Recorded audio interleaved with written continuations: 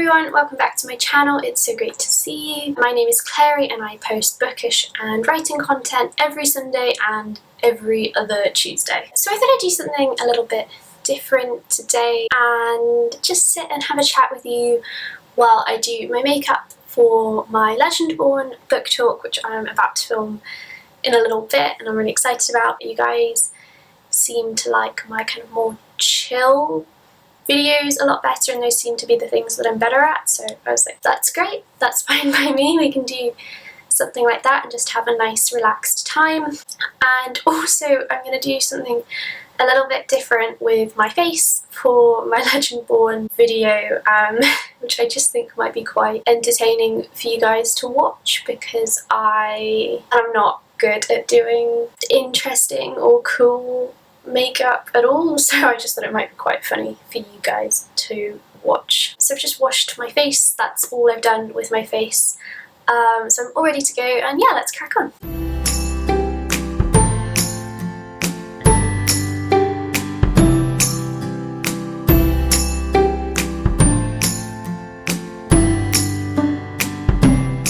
Okay, let me just put one of these boys on to keep my hair out of my face. So the first thing that I thought I would talk to you guys about is just BookTube and this kind of BookTube thing in general. It's been, by the time these videos are up, it will have been about a month since I started. I'm going to talk you through what I'm doing, really, probably because I'm not even remotely a beauty YouTuber and there'll be no point me talking you guys through it because I'm sure you all know more than I do anyway. But yeah, so by the time these videos are up, it will have been about a month since I started BookTube, and it's been a bit of a mixed bag, if I'm honest. I've really enjoyed doing it, but I've not been very good at it, and it's like all of these things, isn't it? You can't help but compare yourself to other people and how other people are doing.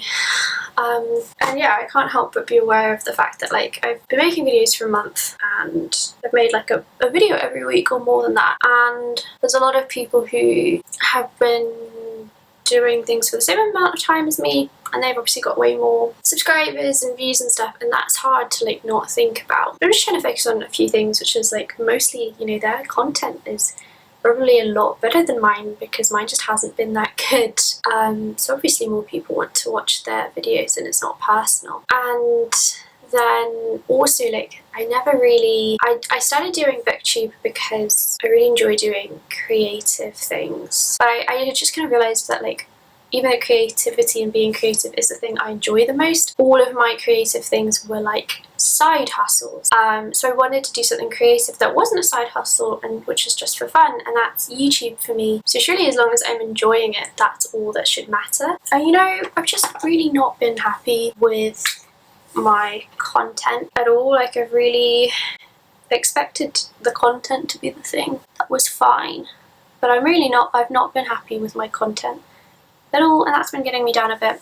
But actually, even though I've not been that happy with the content that I have created, I'm happy with the content that I'm like about to create. I think my Legendborn video will hopefully be quite good, and I'm happy and excited about everything I'm making in October. So I think I'm just going to view this whole first month of BookTube as really just kind of about learning and just getting into the habit of making videos. But yeah, which kind of brings me into what I was going to say, which is that I'm going to be doing sort of something like Vlogtober. I finished writing my draft of my book this Friday, so by the time you see this video I will already have finished. So I'm going to have a lot more time in October because people will be betaing it for me, so I thought that was time that I could really put into being better at doing YouTube. Yeah, so I'm going to do a kind of Vlogtober. I'm not going to make videos every day just because I know that I won't be able to do it. I know that I'll fall down, and also in October, as well as making all the videos I'm posting in October, I'm also going to kind of be pre-preparing a lot of nano content, but I am going to make like a weekly vlog and just do lots of like cozy, autumny, Halloweeny things, and so I guess I consider this the like Vlogtober announcement. At the moment I upload on Sundays and normally on Tuesdays as well. So what I'm going to do for Vlogtober is do my Sunday uploads as usual, my every other Tuesday uploads as usual, and then every Thursday you'll get a weekly vlog, which I know is a slightly weird day to have it, but the first day of October is a Thursday, so you have Sundays and Thursdays every week, and then every other Tuesday. And yeah, I'm gonna put a lot more energy into YouTube, and like I'm hoping to see something out of that, because this is just a hobby. Like I don't really expect or like need like huge amounts of growth. Like honestly, if I could hit 100 subscribers, then I'd be like, okay, that's great, that's me done. So yeah, that's my BookTube update. Before we get into the next thing, I feel like I'm probably not meant to blend my concealer in with my fingers, but honestly I found like it's the best thing that really works for me, so that's what I'm gonna be doing. I just felt like I should say that. I feel like I can't really make a video at the moment and not talk about JK Rowling, because it's still what I'm thinking about all the time, even though I'm trying not to. If anyone wasn't aware of my views on JK Rowling, which would be amazing, I have absolutely zero tolerance for anyone ever espousing hate against vulnerable people, especially not when they are literal millionaires who have such power and resource and potential for good. I just realised I never blended my foundation out into my neck, so I'm going to do that now. A couple of things that the JK Rowling drama has brought out. The first is that there's really a lot of power in words and in using words correctly, and that what I'm seeing is a lot of people kind of abusing and misusing words to make a point, which makes me really angry. So for example, the big thing of saying like, oh, if you criticise JK Rowling, you're a misogynist, which is not true, because that's, I mean, for one, that's just not what, it's not what misogyny is or means. Criticising a woman doesn't make you a misogynist, especially if you're not criticising them for being a woman. And it makes me really angry that people kind of chuck these words in there because they're big buzzwords, and they're so clearly chucking them in there to be like, I'm gonna call you a misogynist, to try and derail this conversation and make this conversation about something which it's not. And that makes me really angry, and I definitely think that's something to be really aware of people doing. And I think honestly, mostly JK Rowling things about she's a TERF. A lot of people are TERFs, and no one likes to be told what they actually are if it's something bad, because it means they have to work on themselves, and it's much easier. Well, actually I don't think it is, but I think it seems a lot easier to these sort of people, particularly because they seem to be people of a certain age who don't want to be told that they're still imperfect, even though we are all imperfect all the time. I think it's easier. People think it seems easier to kick and scream and throw their rattle off the pram instead of just work on themselves. So I think that's a big part of it. And also I just think a lot of it is about giving up control. You know what? Even though you do see some younger people, a lot of the people who are like, oh, I side with JK Rowling, or I stand, or whatever the hell they're saying, are people coming into sort of middle age, slightly older than that, who don't want to cede control of platforms and think that's what they're being asked to do, which that absolutely isn't. People don't want to deplatform anyone, they just want to be treated like human beings. And JK Rowling isn't wanting to treat a lot of people like human beings. I think that we do need to give up Harry Potter, Oh, this probably needs sharpened. Yeah, I think that we really do need to give up. I think we do need to give up on Harry Potter. This, by the way, is going to be the bit that causes the screaming, because I can't really do a cat eye. So if I start swearing violently and disgustingly, and you say, hey Claire, I thought this was meant to be a nice chill space where we could all feel safe, I can only apologise. What was I saying? Yeah, I think that we do need to be giving up Harry Potter. I think that we do need to be taking like Hogwarts houses out of bios. I've completely forgotten how to do this. I hope you can hear me. I've got my hand over my mouth. I think we need to be taking Hogwarts houses out of bios. I think we need to be not making as much fan art and stuff to make, as people have said, our trans pals feel listened to, and to feel like we're not saying that fictional people are more important than real people. But also because even if she doesn't, that's alright. I mean, it's not phenomenal, but it's not. It's a bit more dramatic than I really meant it to be, but That's actually not too bad. I think we need to remove Harry Potter even from spaces where JK Rowling's not going to profit, because half of the reason she gets away with saying vile things is because she has a lot of cultural currency, and we can't deplatform her. Her platform's too big, and we can't take away the cultural currency she already has, but we can surely try not to add to it. That's not gonna happen. That's gonna be absolutely enormous. That's what she said. Yeah, you know, we can try not to add value to the spaces that she did create, even if they feel like they belong to us now. And they do to an extent. She still created them. I don't want to even unwittingly give her legitimacy. The side is, you know, it's long and pointy, but it's not outrageous. This side. And I know it's difficult, you know, I find it difficult. Harry Potter is this huge symbol of my childhood. It's something that I share with a lot of people, particularly with like my big sister. It is hard to let it go, and you can still like read the books at home if you already own them and whatever.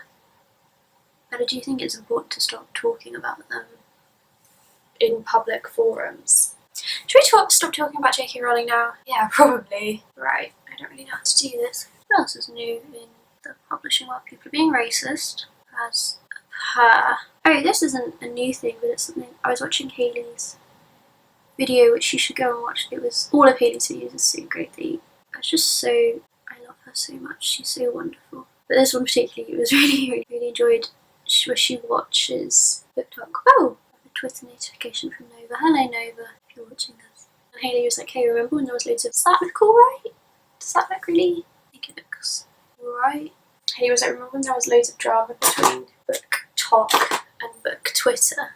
And I had also completely forgotten about that. And I was really thinking about, why is there so much drama in different like areas of like fandom, other than obviously there's drama over things being deeply problematic, and that is completely, that I wouldn't even call that drama. Like if you say something's racist and someone says, no it's not, that's not you causing drama, that's you doing what you're supposed to do and calling that racist. But I was wondering why there is so much other conflict, and I suppose it's because for a lot of people their chosen like space, whether that's Book Talk or Book Twitter, is their only space to really talk about whatever it is that they are wanting to talk about, because they see a lot of people feel like they don't have bookish friends they can talk to IRL, and you know, they feel like they've got a passion that doesn't 100% fit into their real world. And so of course then, if this is your one space to see someone doing something differently to you,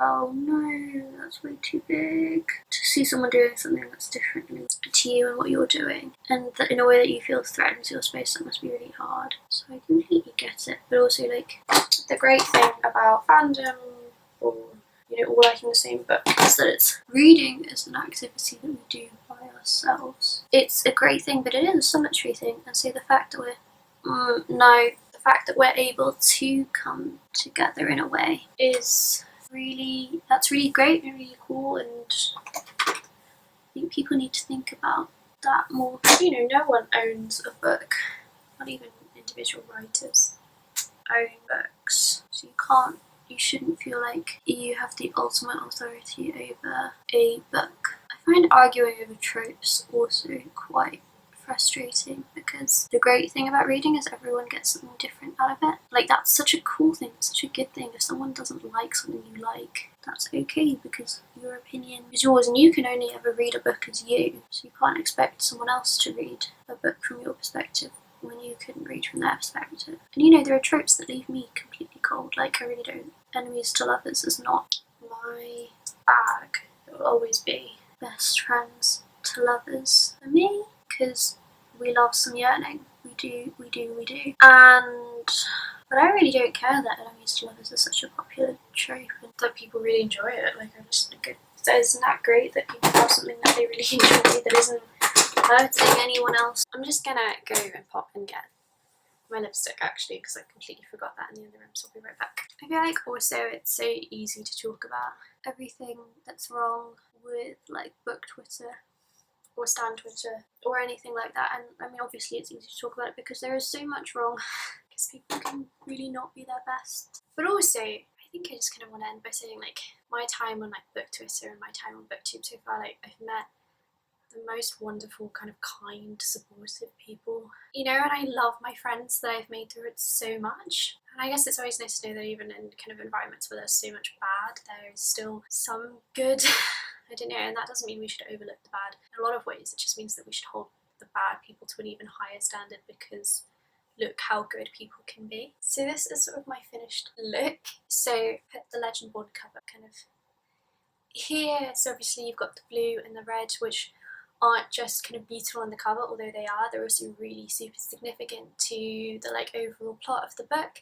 So like obviously really basically I tried to echo that in here, and I think it looks alright. Thank you so much for watching this video. If you enjoyed it, if you could give it a like or hit subscribe or leave a comment and let me know, you know, what's been on your mind with the book world or what books you're looking forward to. It would be lovely to have a little chat with you. Look after yourselves. I'll see you soon.